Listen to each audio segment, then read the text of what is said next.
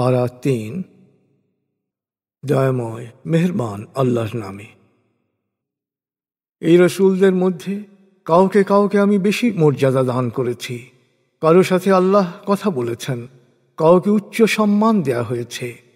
মরিয়ম পুত্র ঈসাকে সত্যের উজ্জ্বল সাক্ষ্যসমূহ প্রদান করেছি এবং পবিত্র আত্মা দ্বারা সাহায্য করেছি।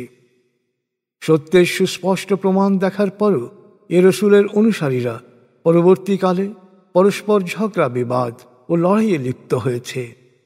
কেউ বিশ্বাস করেছে, আর কেউ সত্য অস্বীকারের অন্ধকার পথে চলে গেছে। আল্লাহ চাইলে তারা পরস্পর মতবিরোধ ও লড়াই থেকে বিরত থাকত। অবশ্যই আল্লাহ যে কোনো কিছু করার ব্যাপারে স্বাধীন। হে বিশ্বাসীগণ, আমি তোমাদের যে রিজিক দিয়েছি তা থেকে আল্লাহর পথে ব্যয় করো, সেদিন আসার আগেই যেদিন কোনো লেনদেন, বন্ধুত্ব বা সুপারিশ কোনো কাজে আসবে না। আসলে সত্য অস্বীকারীরাই প্রকৃত জালেম। আল্লাহ ছাড়া কোনো উপাস্য নেই। তিনি শাশ্বত চিরঞ্জীব, সর্বসত্তার ধারক। তিনি তন্দ্রা নিদ্রাহীন, সদা সজাগ, মহাকাশ ও পৃথিবীর সব কিছুর মালিক। তার সদয় অনুমতি ছাড়া তার কাছে সুপারিশ করার সাধ্য কারণেই। দৃশ্যমান বা অদৃশ্য, অতীত বা ভবিষ্যৎ, সৃষ্টির সব কিছুই তিনি জানেন। তিনি যতটুকু জানাবেন, এর বাইরে তার জ্ঞানের সীমানা সম্পর্কে ধারণা করা কারো পক্ষেই সম্ভব নয়।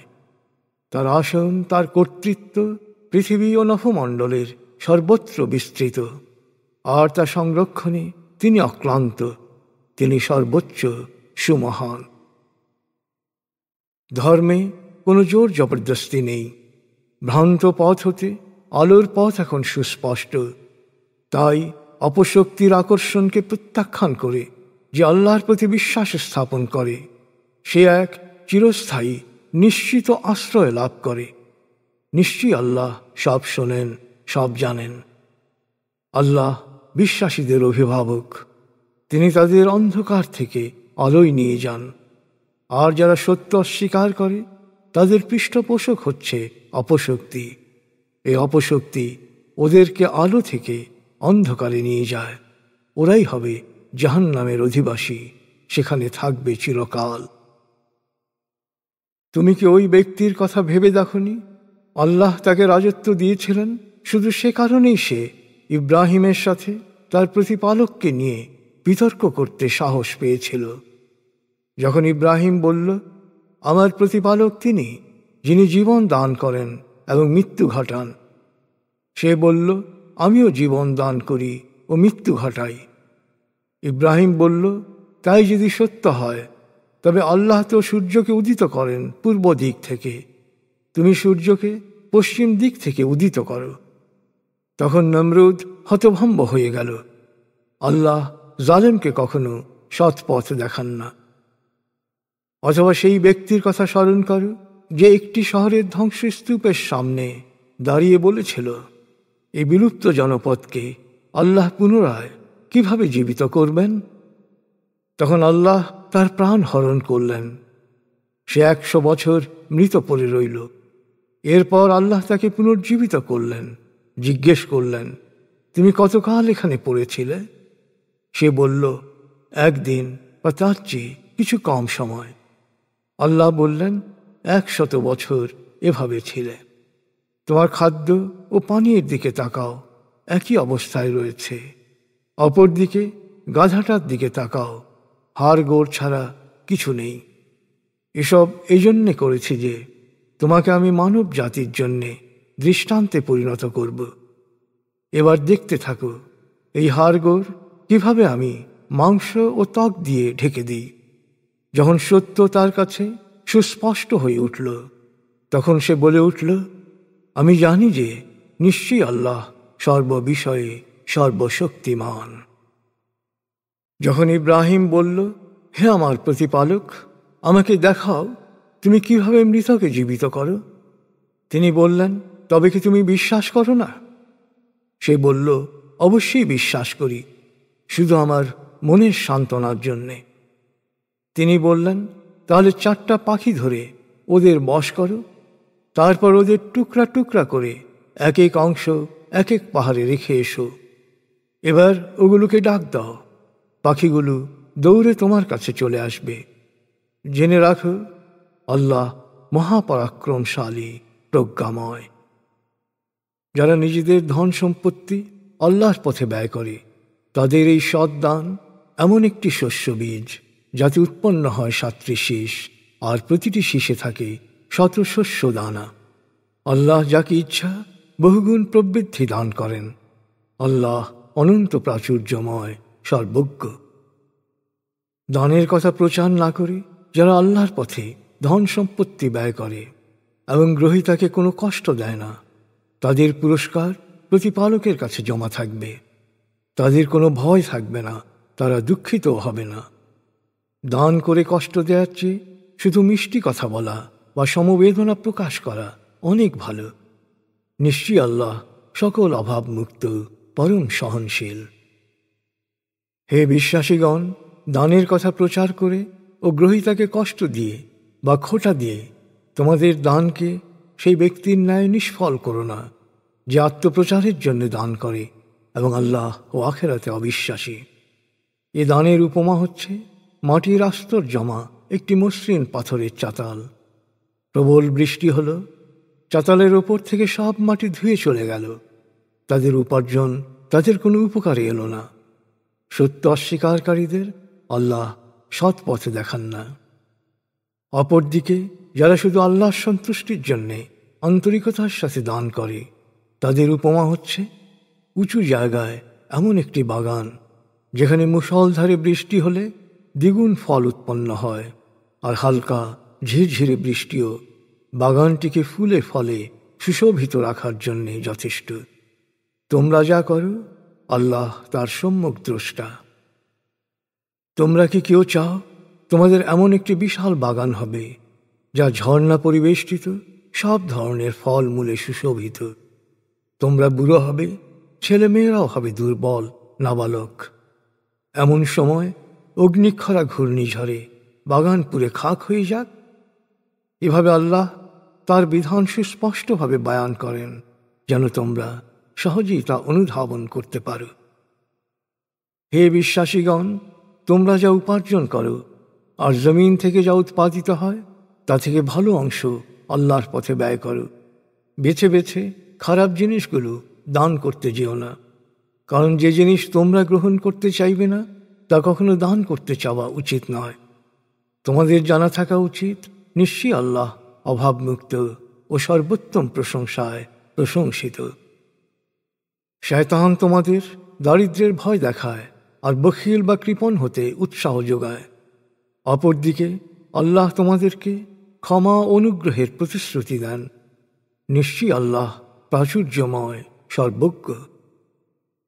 আল্লাহ যাকে ইচ্ছা হিকমা বা প্রজ্ঞা দান করেন। যাকে প্রজ্ঞা দেয়া হয় তাকে দেয়া হয় অফুরন্ত কল্যাণ। আসলে সহজাত বিচার বুদ্ধি প্রয়োগকারীরাই সত্য উপদেশ গ্রহণ করে। অন্যের জন্যে তোমরা যা কিছু ব্যয় করো বা যা কিছু তোমরা মানত করো, আল্লাহ সবই জানেন। দান না করে অর্থ কুক্ষিগত করা জুলুম, আর এই জালেমদের কোনো সাহায্যকারী থাকবে না। তোমরা প্রকাশ্যে দান করলে তাও ভালো, আর যদি গোপনে অভাবীকে দাও তা আরও ভালো। দানের কারণে তোমাদের অনেক পাপ মোচন হবে। তোমরা যা করো আল্লাহ তা জানেন। হে নবী, মানুষকে সত্যপথ গ্রহণ করানোর দায়িত্ব তোমাকে দেয়া হয়নি। আল্লাহ যাকে ইচ্ছা তাকে সৎ পথে পরিচালিত করেন। হে মানুষ, যে অর্থবিত্ত তোমরা দান করো সে দান তো তোমাদের নিজেদের কল্যাণের জন্যেই। তোমরা তো আল্লাহ সন্তুষ্টির জন্যে ব্যয় করো। অতএব দানের পুরোপুরি প্রতিদান তোমাদেরকে অবশ্যই দেয়া হবে। তোমাদের হক কখনো নষ্ট করা হবে না। হে বিশ্বাসীগণ, মনে রেখো, বিশেষভাবে সাহায্য পাওয়ার অধিকারী হচ্ছে সেসব অভাবী যারা আল্লাহর কাজে এমনভাবে ব্যস্ত যে নিজের জীবিকা উপার্জনের চেষ্টা করতে পারে না। তারা কিছু চায় না দেখে অবিবেচকরা মনে করে এদের কোনো অভাব নেই। এদের দিকে তাকালেই এদের ভেতরের অবস্থা বুঝতে পারবে। এরা কখনো ভিক্ষা চায় না। এদের সাহায্যে তোমরা যে অর্থবিত্ত ব্যয় করবে তা আল্লাহর কাছে গোপন থাকবে না। নিশ্চয়ই যারা তাদের উপার্জন থেকে রাতে বা দিনে, প্রকাশ্যে বা গোপনে, সচ্ছল বা অসচ্ছল অবস্থায় দান করে, তাদের জন্যে তাদের প্রতিপালকের কাছে পুরস্কার রয়েছে। তাদের কোনো ভয় বা পেরেশানি থাকবে না। যারা সুদ খায় তাদের অবস্থা হচ্ছে শয়তানের স্পর্শে সহজাত বিচার বুদ্ধি লোপ পাওয়া ব্যক্তির মতো।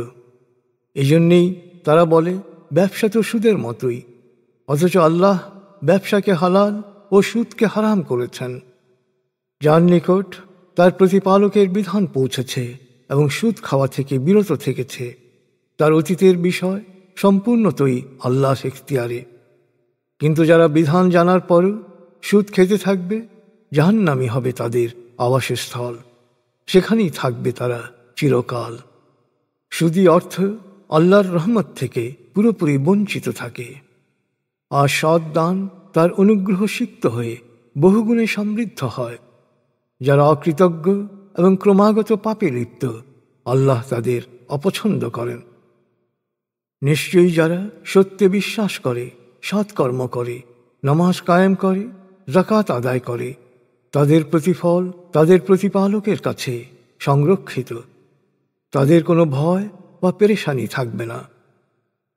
হে বিশ্বাসীগণ, আল্লাহ সচেতন থেকো। সুদের যা বকেয়া আছে তা ছেড়ে দাও, যদি সত্যি সত্যি তোমরা বিশ্বাসী হয়ে থাকো। যদি তোমরা সুদ না ছাড়ো, তবে আল্লাহ ও তার রসুলের বিরুদ্ধে যুদ্ধের জন্য প্রস্তুত হও। কিন্তু যদি তোমরা তওবা করো এবং সুদ পরিত্যাগ করো, তবে তোমাদের মূলধন তোমাদেরই প্রাপ্য হবে।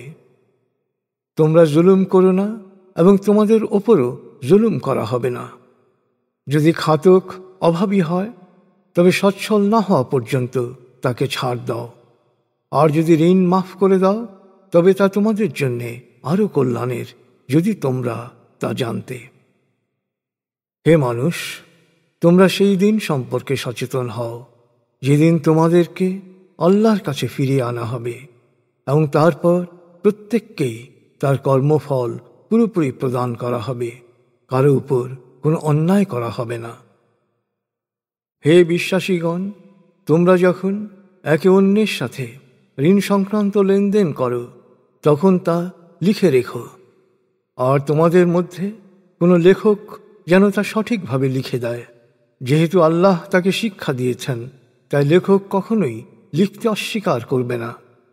আল্লাহ সচেতন থেকে ঋণ গ্রহীতা লেখার বিষয় বলে দেবে, কোনো বিষয় যেন বাদ না যায়। কিন্তু ঋণ গ্রহীতা যদি নির্বোধ বা দুর্বল হয় বা লেখার বিষয়বস্তু বলতে অক্ষম হয়, তবে যেন তার অভিভাবক ন্যায্যভাবে লেখার বিষয়বস্তু বলে দেয়। আর উভয় পক্ষের পছন্দ মতো দুজন পুরুষ সাক্ষী থাকবে। দুজন পুরুষ যদি না থাকে, তবে একজন পুরুষ ও দুজন নারী। কারণ নারীদের মধ্যে একজন যদি ভুল করে, তবে অন্যজন যেন তা মনে করিয়ে দিতে পারে। সাক্ষীদের যখনই ডাকা হোক, তারা সাক্ষ্য দিতে অস্বীকার করবে না। ছোট হোক বা বড় হোক, ঋণ ফেরত দেওয়ার সময় সহ লেনদেনের প্রতিটি খুঁটিনাটি শর্ত লিখে রাখতে কখনো বিরক্ত হবে না। যত বিস্তারিত লিখবে, তত আল্লাহর কাছে এটি বেশি ন্যায্য, সাক্ষ্য হিসেবে বেশি নির্ভরযোগ্য, পরবর্তী সময়ে সংশয় ও মতবিরোধ রোধে বেশি কার্যকর হবে। তবে তোমাদের ব্যবসায় নগদ ও মালামাল আদান প্রদানে লিখিত দলিল না রাখলেও কোনো দোষ নেই। অবশ্য যে কোনো লেনদেন ও বেচাকেনায় সাক্ষী রেখো। লেখক ও সাক্ষী যেন ক্ষতিগ্রস্ত না হয়, সেদিকে লক্ষ্য রেখো। যদি এদের ক্ষতিগ্রস্ত করো, তবে তা হবে অন্যায়। সব সময় আল্লাহ সচেতন থেকো, কারণ আল্লাহ তোমাদের কল্যাণের সঠিক কর্মনীতি শিক্ষা দিয়েছেন। তিনি সব বিষয়ে সর্বোচ্চ জ্ঞানের অধিকারী। যদি তোমরা সফরে থাকো এবং কোনো লেখক পাওয়া না যায়, তবে বন্ধক রাখা বৈধ। তোমরা একে অপরকে বিশ্বাস করলে, যাকে বিশ্বাস করা হয় সে যেন আমানত ফেরত দেয়, সে যেন সব সময় আল্লাহ সচেতন থাকে। আর তোমরা সাক্ষ্য গোপন করো না। যে সাক্ষ্য গোপন করে তার অন্তর কালিমা লিপ্ত হয়, তোমরা যাই করো না কেন আল্লাহ সবই জানেন।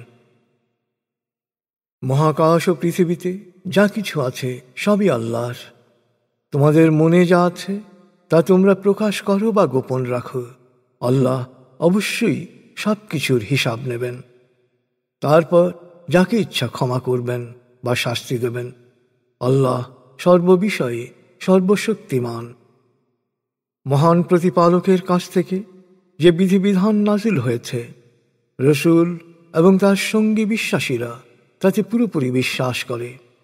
তারা সকলেই আল্লাহ, তার ফেরেশতা, তার প্রেরিত কিতাব ও তার রসুলগণকে বিশ্বাস করে। তারা বলে, আমরা আল্লাহর রসুলগণের মধ্যে কোনো পার্থক্য করি না। আমরা আল্লাহর নির্দেশ শুনেছি এবং মেনে নিয়েছি। অতএব হে আমাদের প্রতিপালক, আমরা তোমার কাছে ক্ষমা চাই আর আমরা তোমার কাছেই ফিরে যাব।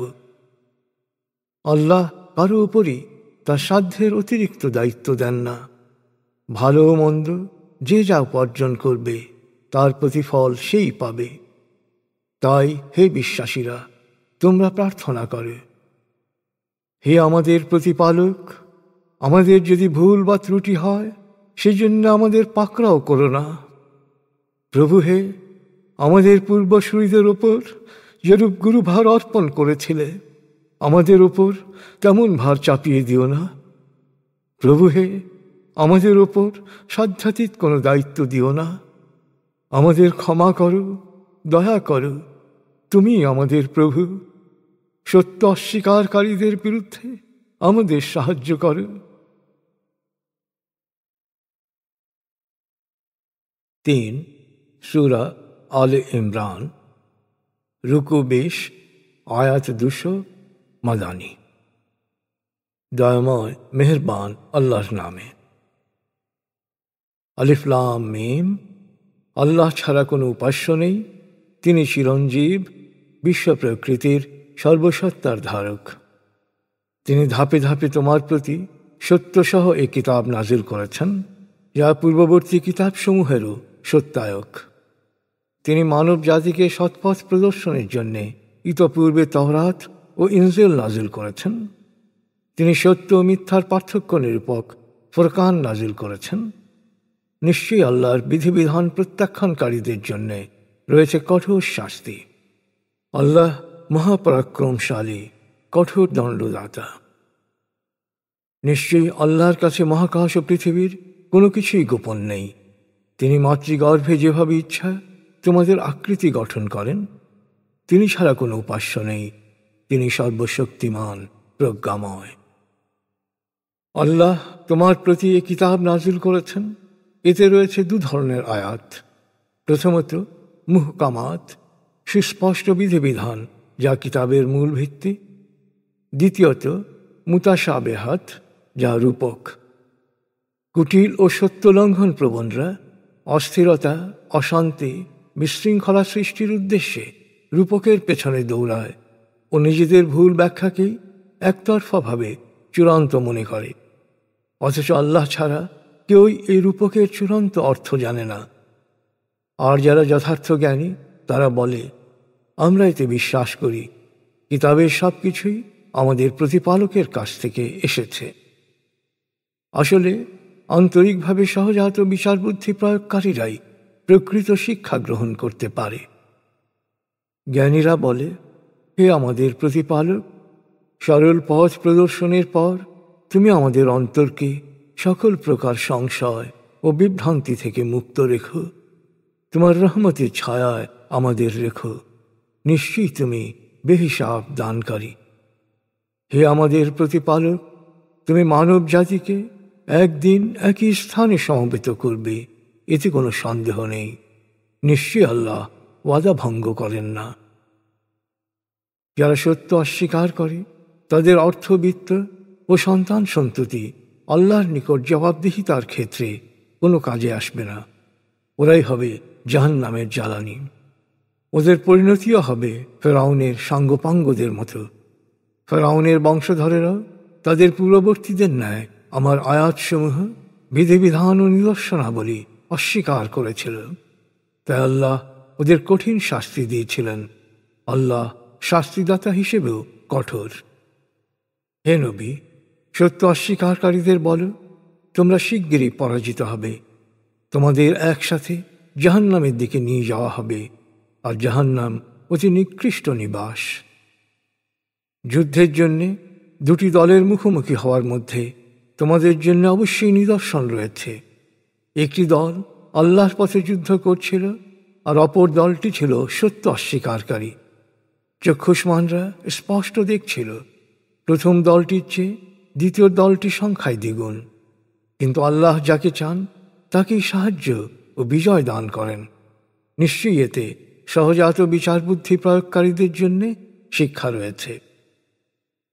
পুরুষ মানুষকে মোহগ্রস্ত করে রেখেছে নারী, সন্তান সন্ততি, সোনা রূপা, বিলাসী ভোগ্যপণ্য, বাছাইকৃত তেজি ঘোড়া, গবাদি পশু, ক্ষেত খামার। এসবই হচ্ছে ক্ষণস্থায়ী পার্থিব জীবনের ভোগ্য সামগ্রী। মূলত পরমানন্দের উপকরণ তো রয়েছে শুধু আল্লাহর কাছে।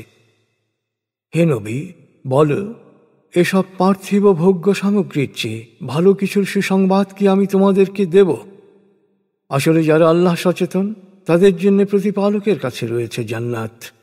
এই জান্নাত সমূহের পাদদেশে থাকবে প্রবহমান ঝর্ণাধারা, রয়েছে পবিত্র সাথীরা, সেখানে থাকবে তারা অনন্তকাল, আর আল্লাহর সন্তোষ লাভে হবে ধন্য।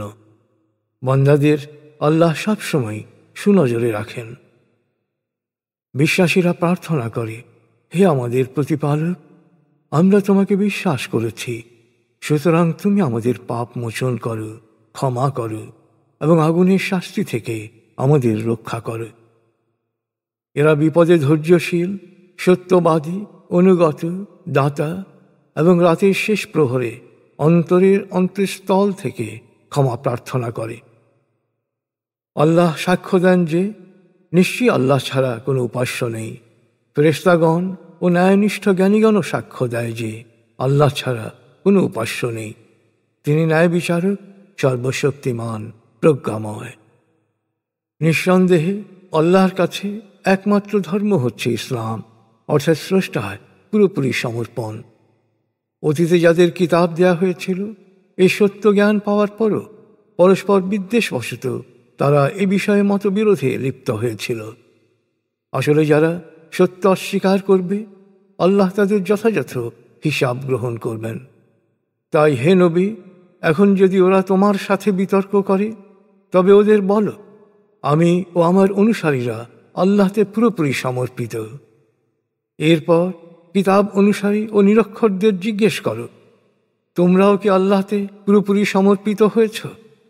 নিশ্চয়ই ওরা যদি আল্লাহতে পুরোপুরি সমর্পিত হয় তবে সত্য পথ পাবে, আর যদি ওরা মুখ ফিরিয়ে নেয় তবে ওদের কাছে সত্যের বাণী পৌঁছানো ছাড়া তোমার আর কোনো দায়িত্ব নেই। নিঃসন্দেহে আল্লাহ সবারই সব কিছু দেখছেন। যারা আল্লাহর বাণীর সত্যতা অস্বীকার করে, নবীদের অন্যায়ভাবে হত্যা করে এবং ন্যায্য কথা বলার জন্যে ন্যায়পরায়ণ লোকদের খুন করে, তুমি তাদের যন্ত্রণাদায়ক শাস্তির সংবাদ দাও।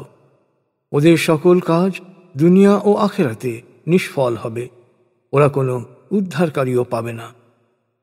হে নবী, তুমি কি তাদের অবস্থা দেখনি যাদের কিতাবের কিছু জ্ঞান দেয়া হয়েছিল?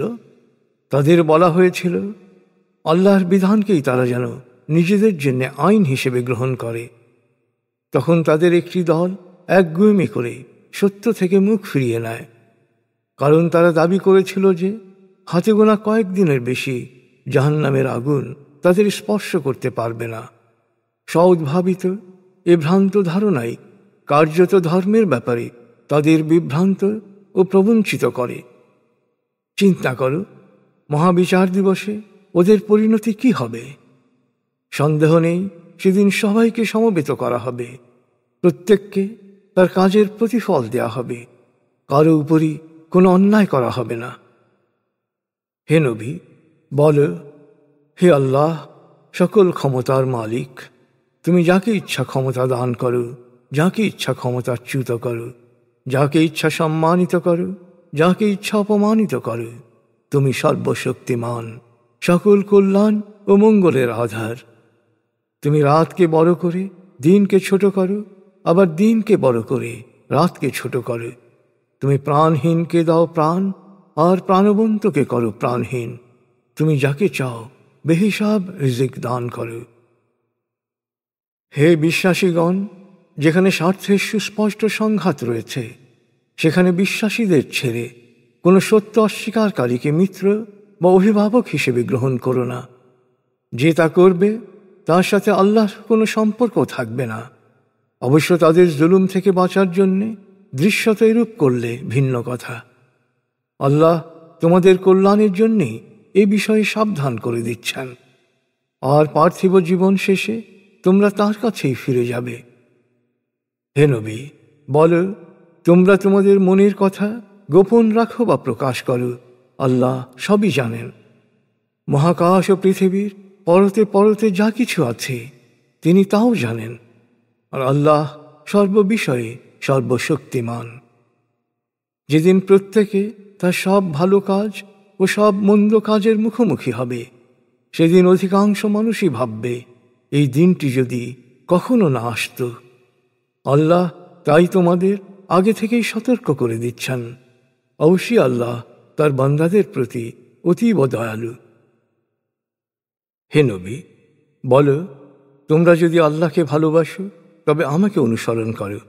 আল্লাহ তোমাদের ভালোবাসবেন এবং তোমাদের অপরাধ ক্ষমা করবেন। আল্লাহ অতীব ক্ষমাশীল, পরম দয়ালু। বলো, আল্লাহ ও রসুলের অনুগত হও। এরপরও যদি তারা মুখ ফিরিয়ে নেয় তবে জেনে রাখো, আল্লাহ সত্য অস্বীকারীদের অপছন্দ করেন। নিশ্চয়ই আল্লাহ দুনিয়াবাসীকে সৎপথে পরিচালিত করার জন্যে আদম ও নূহকে এবং ইব্রাহিম ও ইমরানের বংশধরদের মনোনীত করেছেন। তারা একে অপরের বংশধর। নিশ্চয়ই আল্লাহ সব শোনেন, সব জানেন। স্মরণ করো, যখন ইমরানের স্ত্রী বলেছিল, হে আমার প্রতিপালক, আমার গর্ভে যা আছে তা একান্তই তোমার জন্য উৎসর্গ করলাম। তুমি একে কবুল করো, তুমি সবই শোনো, সবই জানো। সন্তান ভূমিষ্ঠ হওয়ার পর সে বলল, হে আমার প্রতিপালক, আমি কন্যা প্রসব করেছি। আল্লাহ খুব ভালো জানতেন সে কি প্রসব করবে, আর তিনি এও জানতেন যে ছেলের প্রত্যাশা সে করছিল সেই ছেলের চেয়ে এ মেয়ে অনেক সম্মানীয় হবে। তারপর সে বলল, আমি তার নাম রেখেছি মরিয়ম, আর অভিশপ্ত শয়তান থেকে তার ও তার বংশধরদের রক্ষার জন্যে আমি তোমার আশ্রয় চাচ্ছি। এরপর তার প্রতিপালক মরিয়মকে কবুল করলেন এবং ভালোভাবে লালন পালনের ব্যবস্থা করলেন। জাকারিয়াকে তার অভিভাবক নিযুক্ত করলেন। জাকারিয়া যখনই তার সাথে দেখা করতে যেত তখনই তার ঘরে নানা রকম খাবার দেখতে পেত। জাকারিয়া জিজ্ঞেস করত, মরিয়ম, এসব তোমার কাছে কোত্থেকে এলো? সে বলতো, আল্লাহর কাছ থেকে। নিশ্চয়ই আল্লাহ যাকে ইচ্ছা বেহিসাব রিজিক দান করেন। তখন সেই স্থানেই জাকারিয়া প্রার্থনা করল, হে আমার প্রতিপালক, তোমার বিশেষ কুদরতে আমাকে সৎ সন্তান দান করো। নিশ্চয়ই তুমি প্রার্থনা কবুলকারী। যখন জাকারিয়া প্রার্থনা কক্ষে নামাজে নিমগ্ন ছিল তখন ফেরেশতারা তাকে বলল, আল্লাহ তোমাকে ইয়াহিয়ার সুসংবাদ দিচ্ছেন। সে হবে আল্লাহর বাণীর সত্যতা প্রমাণকারী, জিতেন্দ্রিয়, পুণ্যবান একজন নবী। জাকারিয়া বলল, হে আমার প্রতিপালক, আমার ছেলে হবে কেমন করে? আমি বৃদ্ধ আর আমার স্ত্রী বন্ধা। উত্তর এলো, এভাবেই হবে। আল্লাহ যা ইচ্ছা করেন তাই হয়। জাকারিয়া প্রার্থনা করল, হে আমার প্রতিপালক, আমাকে একটি নিদর্শন দাও। তিনি বললেন, তোমার নিদর্শন এই যে 3 দিন তুমি পুরোপুরি মৌন থাকবে, আকারে ইঙ্গিতে ছাড়া কারো সাথে কিছু বলবে না। তোমার প্রতিপালককে এ সময় বেশি বেশি স্মরণ করবে, আর সকাল সন্ধ্যায় তার পবিত্রতা ও মহিমা ঘোষণা করবে। স্মরণ করো যখন ফেরেশতারা বলেছিল, হে মরিয়ম, আল্লাহ তোমাকে মনোনীত ও পবিত্র করেছেন এবং সারা পৃথিবীর নারীদের ওপর বিশেষ মর্যাদা দান করেছেন। হে মরিয়ম, তোমার প্রতিপালকের অনুগত হও ও সেজদা করো, এবং যারা অবনত হয় তাদের সাথে অবনত হও। হে নবী, এই গায়েবের সংবাদ আমি ওহির মাধ্যমে তোমাকে জানাচ্ছি, কারণ মরিয়মের অভিভাবকত্ব কে করবে তা ঠিক করার জন্যে যখন সেবায়েতরা কলম নিক্ষেপ করে লটারি করছিল, তখন তুমি সেখানে ছিলে না, আর যখন তারা এ নিয়ে ঝগড়া করছিল তখনও তুমি ছিলে না। স্মরণ করে যখন ফেরেশতারা বলল, নিশ্চয়ই আল্লাহ তোমাকে সুসংবাদ দিচ্ছেন তার প্রেরিত বাণীর মাধ্যমে এক পুত্রের, যার নাম হবে মসিহ, মরিয়ম পুত্র ঈসা। সে দুনিয়া ও আখিরাতে সম্মানিত হবে। সে হবে আল্লাহর সান্নিধ্য প্রাপ্তদের একজন। সে দোলনায় থাকা অবস্থায়ও মানুষের সাথে কথা বলবে পরিণত বয়সেও। সে হবে পুণ্যবানদের একজন। মরিয়ম বলল, হে আমার প্রতিপালক, আমাকে তো কোনো পুরুষ কখনো স্পর্শ করেনি, আমার সন্তান হবে কেমন করে? ফেরেশতা বলল, এভাবেই হবে। আল্লাহ যা ইচ্ছা সৃষ্টি করেন। তিনি যখন কিছু সৃষ্টি করতে চান তখন শুধু বলেন হও, এবং তা হয়ে যায়। তিনি তোমার পুত্রকে কিতাব ও হিকমা শিক্ষা দেবেন তাওরাত ও ইনজিল। ফেরেশতারা আরও বলল, তিনি তাকে কবুল করবেন বনি ইসরায়েলের জন্যে। মরিয়ম পুত্র বলবে, আমি আমার প্রতিপালকের কাছ থেকে বাণী নিয়ে এসেছি। আমি কাদামাটি দিয়ে একটি পাখি বানাবো, তারপর তাতে ফু দেব। আল্লাহর হুকুমে তা পাখি হয়ে উড়ে যাবে। আল্লাহর হুকুমে জন্মান্ধ কুষ্ঠরোগীকে ভালো করব, মৃতকে জীবিত করব। তোমাদের বলে দেব, তোমরা ঘরে কি খাও আর কি মজুত করো।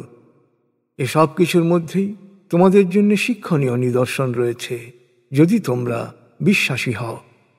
আর আমি এসেছি, আমার সামনে তাওরাতের যা কিছু বিধিবিধান রয়েছে তার সত্যায়নকারী রূপে, আর তোমাদের জন্য হারাম হিসেবে ছিল এমন কিছু বিষয়কে হালাল ঘোষণা করতে। জেনে রেখো, আমি তোমাদের প্রতিপালকের পক্ষ থেকে সুস্পষ্ট বাণী নিয়ে এসেছি। তাই আল্লাহ সচেতন হও আর আমাকে অনুসরণ করো। নিশ্চয়ই আল্লাহ আমাদের সবার প্রতিপালক। সুতরাং তোমরা শুধু তারই ইবাদত করবে, এটাই সরল পথ। যথাসময়ে বনি ইসরায়েলের সত্য অস্বীকার করার বিষয়টি বুঝতে পেরে ঈসা বলল, আল্লাহর পথে কারা আমাকে সাহায্য করবে? সত্যনিষ্ঠ হাওয়ারীরা বলল, আমরাই আল্লাহর পথে সাহায্য করব। আমরা আল্লাহকে বিশ্বাস করি, আমরা আল্লাহতে পুরোপুরি সমর্পিত, তুমি এর সাক্ষী থাকো। তারা প্রার্থনা করল, হে আমাদের প্রতিপালক, তুমি যা নাযিল করেছ তা আমরা মেনে নিয়েছি এবং তোমার রসূলের অনুসরণ করছি।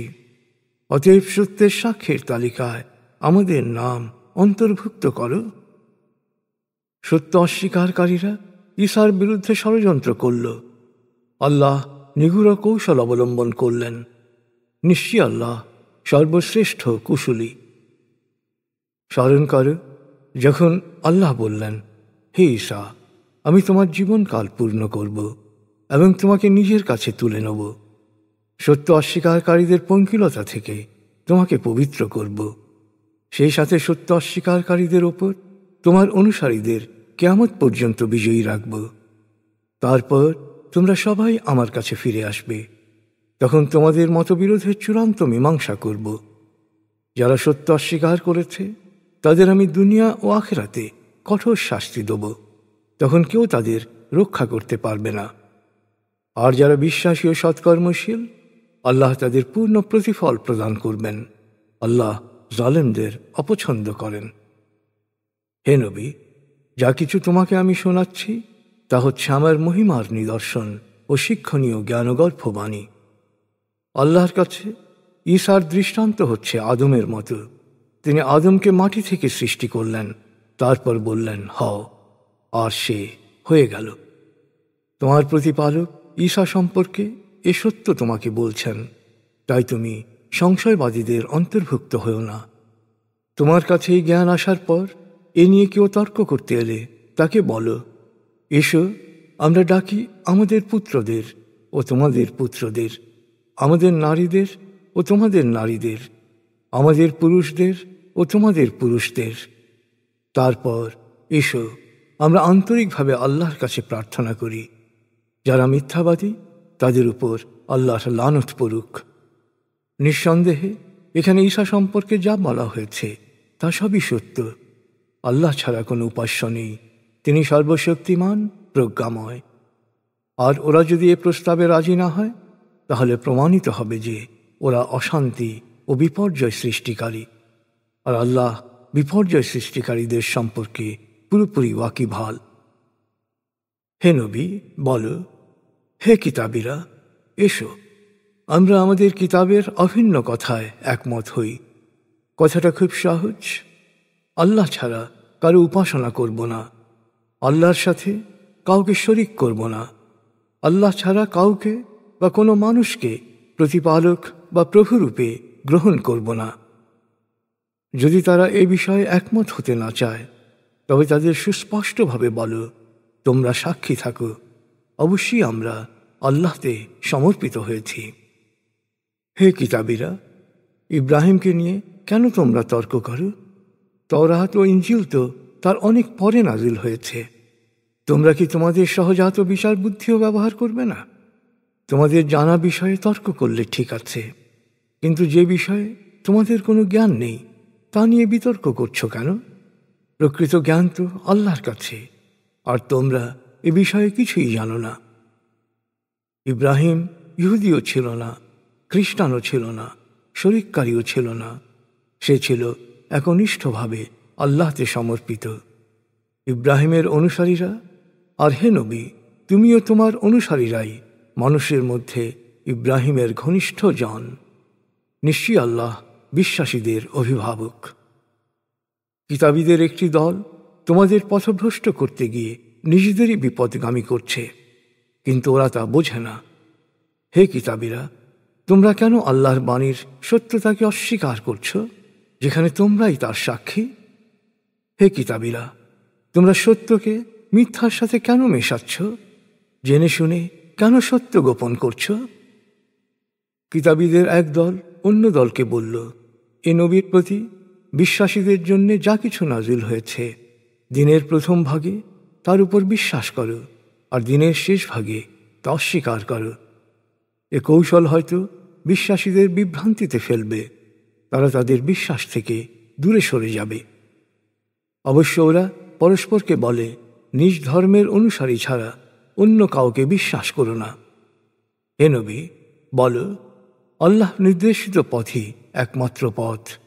একদিন তোমাদের যা দেয়া হয়েছে তা যে কাউকে দেয়া হতে পারে। তোমরা কি প্রভুর সামনে এ বিষয়ে যুক্তিতে দাঁড়াতে পারবে? বলো, অনুগ্রহ ও মর্যাদা সবই আল্লাহর হাতে, তিনি যাকে ইচ্ছা তা দান করেন। আল্লাহ অনন্ত, অসীম, সর্বজ্ঞ। বিশেষভাবে অনুগৃহীত করার জন্যে আল্লাহ যে কাউকে বেছে নিতে পারেন, তিনি মহা অনুগ্রহশীল। কিতাবীদের মধ্যে অনেকে রয়েছে আমানতদার, যাদের কাছে বিপুল ধন সম্পত্তি রাখলেও তা ফেরত দেবে। আবার অনেকে আছে যাদের কাছে একটা দিনার আমানত রাখলেও তার পেছনে লেগে না থাকলে ফেরত দেবে না, কারণ এটা ওদের ভ্রান্ত ধারণার পরিণতি। ওরা বলে, কিতাব অনুসারে নিরক্ষরদের অর্থাৎ ইহুদি ছাড়া অন্যদের প্রতি আমাদের কোনো দায়িত্ব নেই। ওরা জেনে শুনেই আল্লাহ সম্পর্কে মিথ্যা বলে। ওরাও জানে আল্লাহ এমন কথা কখনো বলেননি। নিশ্চয়ই যে ওয়াদা পালন করে এবং আল্লাহ সচেতনতার পথে চলে, আল্লাহ তাকে ভালোবাসেন। আল্লাহকে দেয়া অঙ্গীকার ও নিজেদের শপথকে যারা তুচ্ছ পার্থিব স্বার্থে বিক্রি করে, আখেরাতে তারা আল্লাহর অনুগ্রহ থেকে বঞ্চিত থাকবে। মহাবিচার দিবসে আল্লাহ ওদের সাথে কথা বলবেন না, ওদের দিকে তাকাবেনও না, ওদের পরিশুদ্ধও করবেন না। ওদের জন্য অপেক্ষা করছে কঠিন শাস্তি। ওদের মধ্যে কিছু লোক কিতাব পাঠের সময় জিহ্বাকে এমনভাবে ওলটপালট করে যাতে তোমরা মনে করো তারা কিতাবের মূল অংশ পড়ছে। আসলে তা কিতাবের অংশ নয়। ওরা বলে এগুলো আল্লাহর পক্ষ থেকে প্রেরিত, কিন্তু আসলে তা আল্লাহর কথা নয়। ওরা জেনে শুনে আল্লাহর নামে মিথ্যা বলে। কোনো নবীর পক্ষে এটা সম্ভব নয় যে আল্লাহর কিতাব, হিকমা ও নবুয়ত লাভ করার পর সে মানুষদের বলবে, তোমরা আল্লাহকে ছেড়ে আমার দাস হও। কখনো নয়, বরং সে বলবে, আল্লাহওয়ালা হও। নিজেরা কিতাবের জ্ঞান লাভ করে অন্যদের সে জ্ঞান শিক্ষা দাও। সে কখনো ফেরেশতা বা নবীকে প্রতিপালক প্রভুরূপে গ্রহণ করতে বলতে পারে না। তোমরা আল্লাহতে সমর্পিত হওয়ার পর সে কি তোমাদের সত্য অস্বীকারী হতে বলতে পারে? স্মরণ করো, যখন আল্লাহ নবীদের মাধ্যমে পূর্ববর্তী কিতাবের অনুসারীদের কাছ থেকে অঙ্গীকার গ্রহণ করলেন। তিনি বললেন, আমি তোমাদের কিতাব ও হিকমা দিয়েছি। এরপর তোমাদের কাছে যে বিধিবিধান আছে তার সত্যায়নকারী কোনো রসূল এলে অবশ্যই তাকে বিশ্বাস করবে এবং তাকে সাহায্য করবে। একথা বলে আল্লাহ জিজ্ঞেস করলেন, তোমরা কি আমার সাথে অঙ্গীকার করছ এবং এ প্রতিশ্রুতি রক্ষার গুরু দায়িত্ব নিতে প্রস্তুত আছো? তারা বলল, আমরা স্বীকার করলাম। তিনি বললেন, তবে তোমরা সাক্ষী থাকো, আমিও তোমাদের সাথে সাক্ষী রইলাম। এরপর যারা এই প্রতিশ্রুতি ভঙ্গ করবে তারা সত্য ধর্মত্যাগী। ওরা কি আল্লাহর ধর্মের পরিবর্তে অন্য ধর্ম চায়? অথচ মহাকাশ ও পৃথিবীর সব কিছুই স্বেচ্ছায় হোক বা অনিচ্ছায় তার কাছে সমর্পিত, আর তার কাছেই সবাইকে ফিরে যেতে হবে। হে নবী, বলো, আমরা আল্লাহর উপর বিশ্বাস করি।